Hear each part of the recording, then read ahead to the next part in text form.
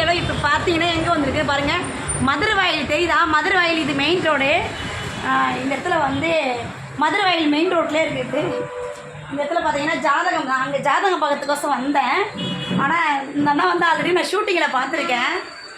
ஷூட்டிங்கில் பார்த்துருக்கேன், சொல்லுங்கள். ஷூட்டிங்கில் பார்த்துருக்கேன், மூவி சீரியல்லாம் வருவார். இப்போ பார்த்தா திடீர்னு பார்த்தா கடை வச்சுருக்காரு பழகுது. என்ன கடைனா இது வந்து என்ன கடை சொல்லுங்கள்? ட்ரெயின் டிக்கெட் போடுவாராம், பஸ்ஸு டிக்கெட் போடுவாராம், அப்புறம் ஃப்ளைட் டிக்கெட் போடுவாராம், அப்புறம் ஆல் இண்டியா டூருக்கு எல்லாமே இது பண்ணி போடுறாராம். மதுரவாயிலில் மெயின் ரோட்லேயே இருக்குது. ஸோ இவருடைய நம்பர் நான் சொல்கிறேன், நோட் பண்ணிக்கிங்க. இதை பாருங்கள், என்ன நம்பர் சொல்லுங்கண்ணா? இல்லை கீழே எனக்கு போட தெரியாது. இது பாருங்கள், இந்த நம்பர் பாருங்கள், 9710310428. எனக்கு கீழே போட தெரியாது. ஸோ இந்த நம்பருக்கு கால் பண்ணுங்கள். நீங்கள் அங்கே இருந்தால் கூட காசு போட்டு விட்டிங்கன்னா அவங்க வந்து புக் பண்ணி உங்களுக்கு சென்ட் பண்ணிடுவாங்க.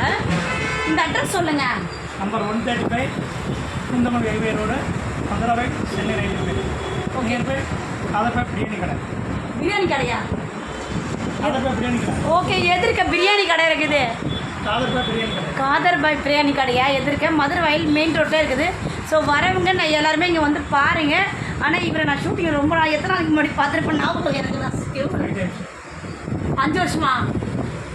3 இயர்ஸ், 3 வருஷம். என்ன சொல்லுவேன், யூடியூப்ன்றது தான் புதுசு.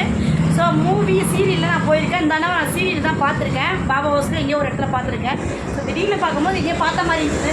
இவங்க என்ன கேட்டார், எங்கே பார்த்த மாதிரி இருந்துச்சு? சென்னை நிஷன். ஓகே தெரியும் சொன்னார். சரி, யாருன்னா train ticket, bus ticket, flight ticket, all tour எங்கேயாச்சும் போகிறோன்னா இந்த நம்பருக்கு வந்து ஃபோன் பண்ணி கால் பண்ணி சொல்லுங்கள், அவர் புக் பண்ணி கொடுப்பாரு. இந்த நம்பர் வேறு எங்கேயும் போர்டில் போட்டுச்சு. சரி, நம்பரு போர்டில் போட்டுச்சியா?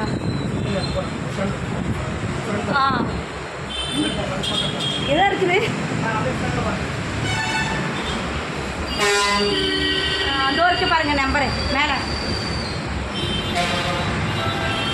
எனக்கே டவுட்டாக இருக்குது, எதுன்னே தெரியல. இந்த பாருங்கள், இந்த நம்பருக்கு கால் பண்ணுங்கள், எல்லாமே போட்டு கொடுப்பாரு.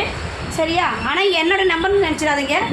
என்ன கேட்காதீங்க. என்ன கேட்டிங்கன்னா அவர் கால் பண்ணி கொடுக்க சொல்லுங்கள். அவர்கிட்ட என் நம்பர் இருக்குது. ஸோ கால் பண்ணி கொடுப்போம், பேசுவோம். ஓகே, பாய்.